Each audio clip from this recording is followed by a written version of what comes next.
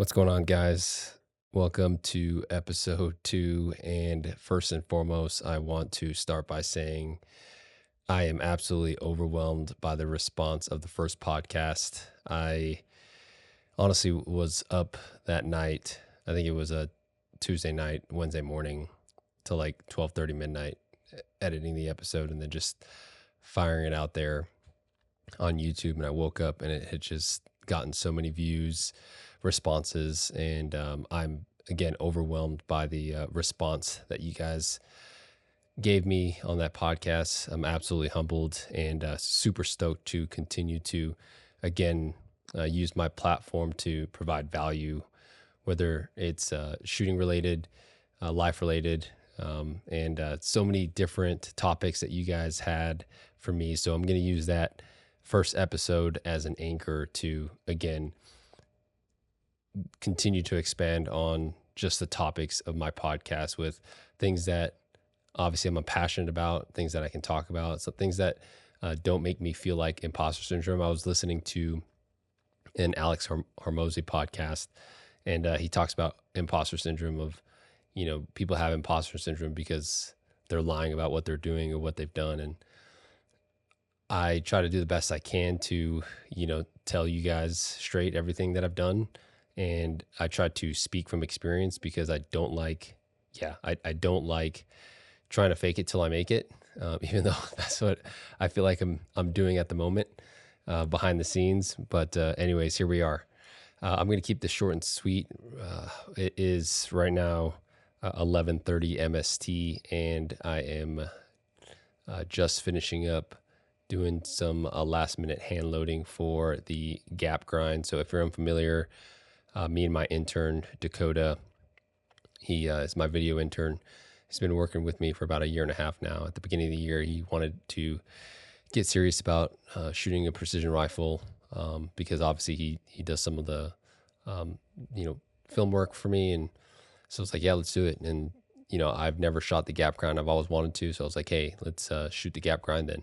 So I told him about it. And, we wanted to do kind of like a training series or behind the scenes of like, what it takes to train for the gap grind. So I've got a bunch of footage, Dakota and I have a bunch of training footage, and we want to essentially do kind of like a roadmap of, from his journey as the amateur and then my journey as the pro of like, hey, this is what I would teach an amateur shooter based off of the specific skill sets that I think he needs to have, as well as that specific progression. So I'm super excited to, have some time to sit down and edit it and, create a pretty cool, again, I guess it'd be like vlog series or a series of videos to just see his progression. And even for me, one thing that's nice is training Dakota has allowed me to kind of stay relevant in the instruction game because I'm able to, pick out certain things, especially as his skill progresses, instead of just running him through precision rifle style stages, is actually focusing on core skill sets that I think, again, are foundational, that when you peel back the layers of, a competition stage, that match director or whatever the case is challenging, specific things that, if you isolate them and focus on that training task versus a full out stage, I think you'll accomplish a lot more in training. That's just my 2 cents. So the last, we didn't get as much training as we wanted to in, because we started this, I want to say the idea back around like April or May, and we thought we'd have all summer, but between the Best of the West series, my Alaska hunt, and a few things that came up over the summer, we just didn't get as much training as we wanted to in. But the last week, we've been going out to the range every day, shooting anywhere between 30 to 40 rounds, even myself shooting 30, 40 rounds. But unfortunately, because of my procrastination, the barrel that he was using was just north of 2,500 rounds. This is my first 6.5 47 barrel that I've kind of taken to the limit. And On my 6.5 Creedmoor barrels, I've easily taken them north of 3,000, no issues. But I was noticing with the same loads that him and I were using, his velocity was about 60 feet per second slower than my other 6.5 47 barrel that I finally spun on for my training. And I decided, okay, hey, I don't want to take this barrel to the match. So I called Short Action Customs, and they pretty much expedited me a barrel. Mark, again, can't say enough about my relationship with those guys. And, so got the barrel in this afternoon at 2 p.m., spun it on, and shot 73 rounds through it. I even did like a, kind of like how I break my barrel in vlog that maybe I'll get to edit so you guys can see kind of my barrel break-in process. But yeah, 73 rounds. I cleaned it, and I got back to the house and was pretty much just hammering out hand loads in the brass prep. And that's another thing. Like I've got like 1,500 pieces of brass for my 6.5 47 split between a 647 and 6.5 47. So like down the middle, 750. And, that's good, especially when you have back-to-back matches and you're not having to brass prep. But like when that all piles up, and that's kind of where I was at with this, is like all of them had not been through the cycle of anything.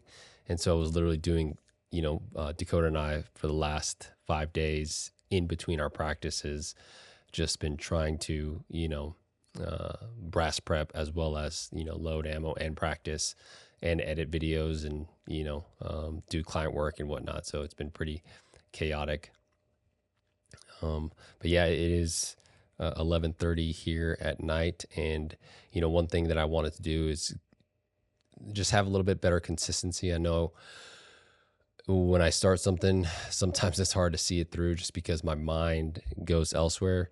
You could easily see that on, like, let's say the NRL Hunter series. I think there was like 3 episodes or 4 episodes. My goal was to do all 20, stages. And that's the NRL Hunter that I shot with Ryan. And, got a lot of great feedback from you guys that have watched that. So super big thanks for everyone that has seen that. If you haven't seen it, go ahead, check it out. I think it's a pretty cool, series that we've done so far. But eventually, Ryan and I will maybe jump on a Zoom call and continue our debriefs and stuff like that. But anyways, where I was getting at is my brain is sometimes all over the place where, like, I start something and I don't finish it because, on to the next thing. So my goal with this consistency is like, okay, hey, I committed to starting this podcast and I want to at least do once a week, even if it's, 20 to 30 minutes, not like these hour-long podcasts. Same thing with like going to the gym. One of the things that like I would always, have in my head is that I needed to carve out an hour for the gym. And my gym owner, who's actually become a really good friend of mine, I do all of his content. Dakota and I do all of his content and kind of trying to grow his brand. Him and I have a great relationship. He's very, very good at just, talking about the mental headspace and some of the barriers that a lot of people have with the gym.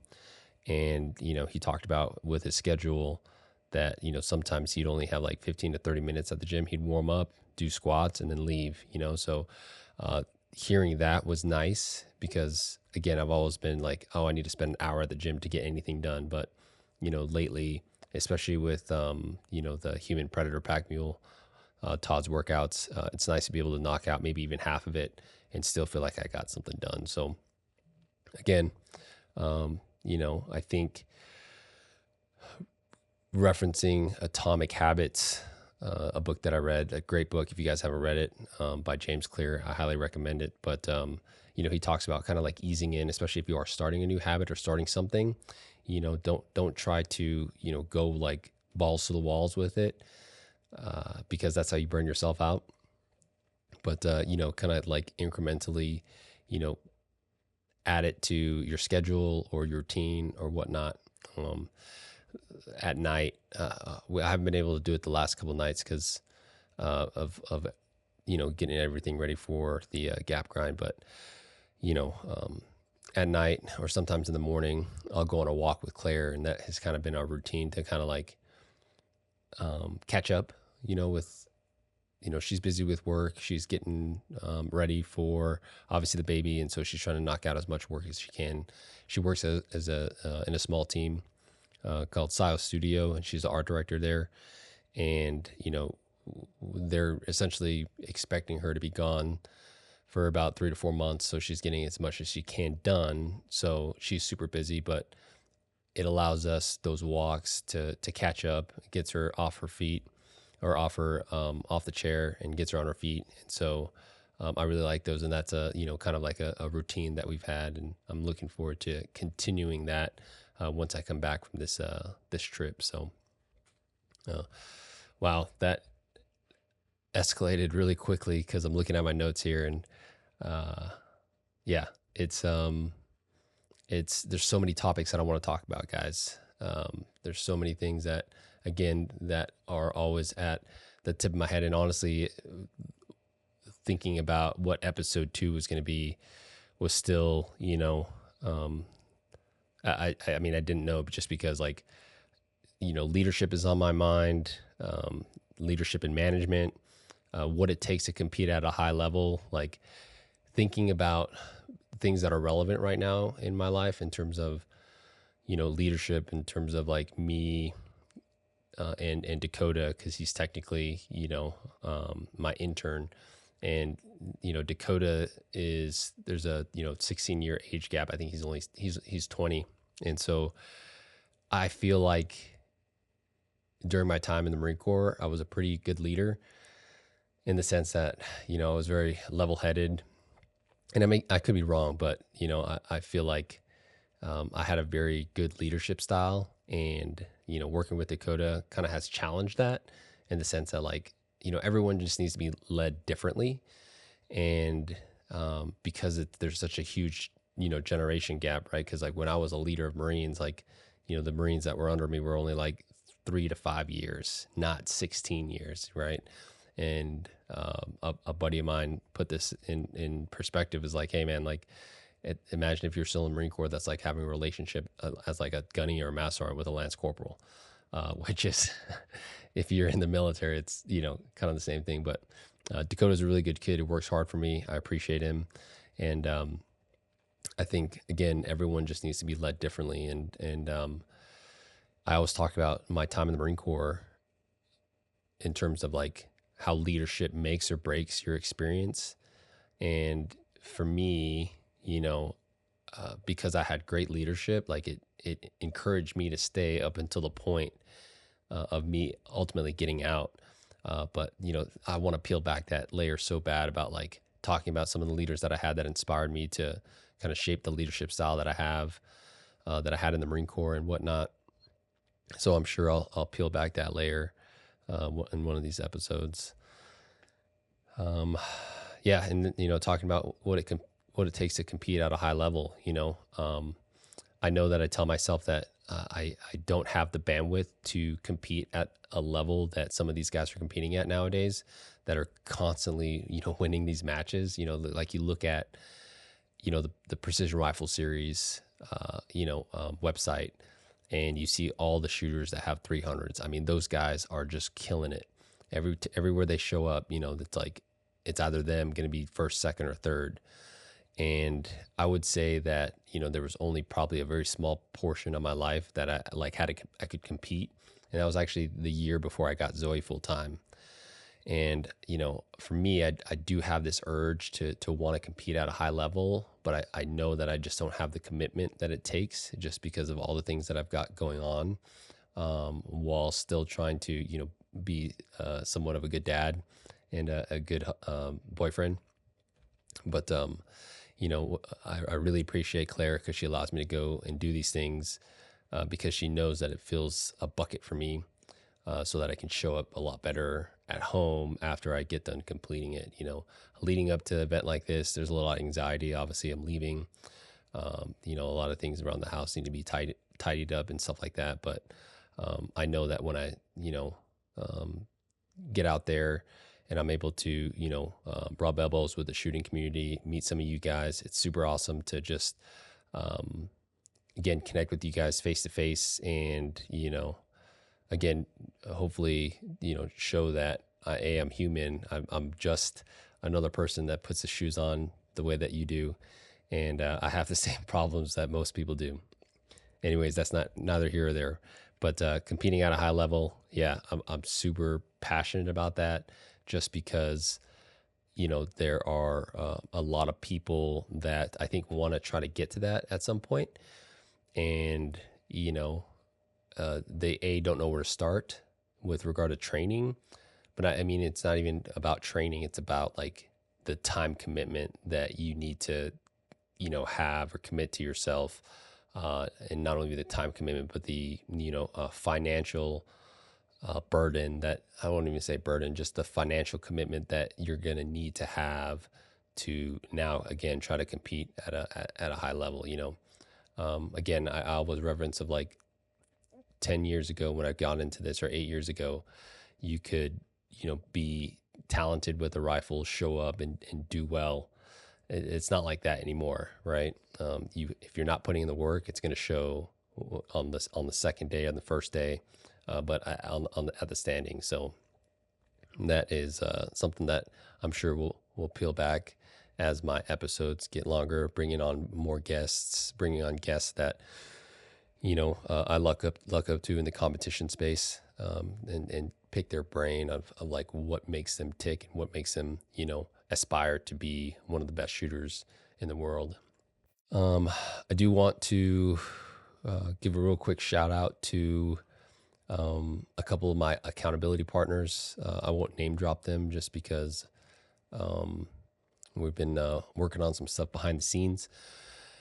But those two know who they are, and we served together at some point, and taught together side by side. And lately, we've been pretty consistent with talking and having meetings and stuff like that. And I appreciate them because they have really inspired me to not only take this leap, but just refine my passion for teaching, teaching in general, right? I just recently did a whiteboard Wednesday. I actually did it yesterday. So it's Wednesday night right now. This episode will probably release on Thursday, hopefully October 3rd. So I did it Tuesday in preparation for Wednesday. And I mean, I just got in the zone, a shooter down in Texas, William, he sent me some footage with some trigger cam, which was nice because I was able to, dissect it based off of, again, what I'm reading with this trigger cam, what I'm seeing with this body position. And yeah, I got into the groove and I was like, man, this is a really if the trigger cam was a game changer, like this whiteboard that I have with the trigger cam overlay and just being able to okay, now I see what you see real time. The only thing that is missing now is thinking what you're thinking, or whatever your thoughts are at that point, or, feeling what you feel, right? Especially with shooting a precision rifle, it's so kinesthetic. And, when we're trying to drive a rifle, we're applying different pressures and whatnot. So huge shout out to those two. If you're listening to this, I appreciate you. Thanks for keeping me accountable with, my tasks, and again, breathing life into my passion for teaching and giving back to others. So appreciate you guys. And based on my notes here, if there's something on your mind, just go do it. I said it in the last podcast, which was, if you're worried about the cost of going for it, you should see the price of staying exactly right where you are. And a lot of you had messaged me, kind of like resonating with that quote. And I mean, it doesn't have to be that way, right? I don't feel like, and that's one thing that I want to strive to do better is establish goals for the year. And that's one thing that I've never really done. It was never my goal to be a scout sniper. It was never my goal to, eventually become a competitive shooter, or whatnot. Like every moment that I had, I just seized it. But I also did the work behind the scenes that created opportunities for me to get where I'm at. And that's another thing that, uh, my good friend Matt and I had this conversation in a podcast about, like, creating opportunities for yourself to go do the things that you want to do, and live the life that you want to live. You know, sure, from the outside looking in, everyone sees, maybe my life and like, man, that, the guy's shooting all the time, or, whatever the case is, but that's not the reality.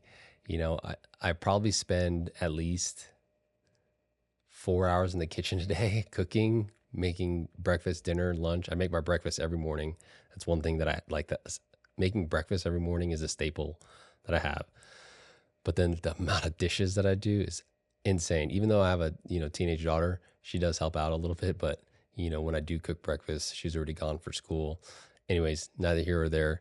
But, sometimes, right, when you look at things on social media, there's obviously like, people are highlighting the best parts of their life and, not the worst parts. So you guys are definitely catching glimpses of some of the better parts of, my life. But, at the same time, I try to be as authentic as I can with, the reality of what got me here. And it was a lot of, sacrifice, things I'll talk about in the future about, like, missing Zoe growing up for 10 years, while I was selfishly chasing a career as a sniper, right? Again, I'd spend my weekends chasing or going to competitions and stuff like that when I was teaching at cyber school. And, even now, spending anywhere. So this is going to be my fifth match of the year. I've shot 2 PRS so far. I've shot 2 NRL Hunters. Again, nowhere near what some of these top level competitors are doing. But, I would say even from like let's say a long range shooting instructor, I think that's still a little better than most instructors that kind of just, rest on their laurels and, their pedigrees and say, hey, you should listen to me because this is who I am. I mean, if that rocks your boat, whatever, it is what it is. But, I love the shooting community because it challenges me to become not only a better shooter, but a better instructor. But more importantly, the people are so genuine. I meet a lot of other fathers and stuff like that kind of resonate with my story of, up until I met Claire, being a single dad. So that was super cool. And yeah, I know I'm going all over everywhere with this podcast. I'm just got a lot on my mind. I wanted to jump on the mic and continue to make sure that I was fulfilling my promise of like, okay, hey, I started this. I need to establish some type of consistency, and hopefully I can give you guys at least a podcast a week, whether it's that 20 to 30 minute marker. So, yeah, Claire is probably super pissed at me right now because it is close to midnight and I still have to pack for the Gap grind. So, I'm excited to catch you guys up on that after. Maybe that's what we'll talk about next week. Yes, my really good friend, Brian Umali. Brian and I served together as snipers. And what's cool is Brian and I also went to sniper school together. And he's like one of my best friends. And I had asked him, I was like, hey, man, because Dakota and I are going to be shooting this, we're probably going to be pretty tied up shooting. And he is also now a creative. He's in, going to school right now for videography, cinematography. And I think he's actually going to try to get his degree in marketing communications. But mainly he's been, doing pretty much a lot of the same stuff that I'm doing down in Southern California. So I reached out to him. I was like, hey, man, you want to come film for us? And he rogered up. And so I'm going to meet him out there. But it's cool that, again, serving together. I mean, we spent pretty much our whole career together, minus like the last 3 years. So the first 7 years we spent at 1st Battalion, 4th Marines in the Sniper Platoon and Weapons Company. And then he went off to go teach at EOTG climbers, and I went to sniper school. But we've kept in touch all these years. Again, he's one of my best friends. He's seen my highest of highs and my lowest of lows. So it's super cool to just be able to bring him now into this world of precision shooting, and this is going to be his first match to like view. So I'm excited to see if I can get him into the long range precision game. Because the last time I think he shot a bolt gun was before I left California. Him and I did a training day with one of my rifles, and I remember him shooting it really well. I mean, honestly, once you've established a solid foundation, I talk about this all the time, is like, your learning curve is pretty, pretty accelerated. And so, him jumping on my rifle again, he was just able to, it's kind of like riding a bike. So anyways, that pretty much wraps up episode 2. I hope you guys got some kind of value out of it.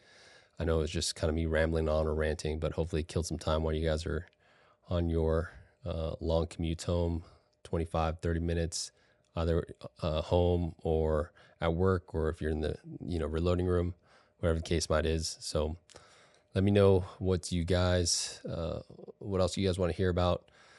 But make sure you guys are also paying attention to the videos or the YouTube videos that I drop, because I'm also trying to drop, educational videos, whether it be a Whiteboard Wednesday or some type of, educational tip with regard to running a precision rifle. So hopefully this podcast can, again, allow me to talk about subjects that I normally don't talk about in my regular YouTube videos. So I appreciate you guys, and we'll see you guys in the next episode. Until then, remember, you have control.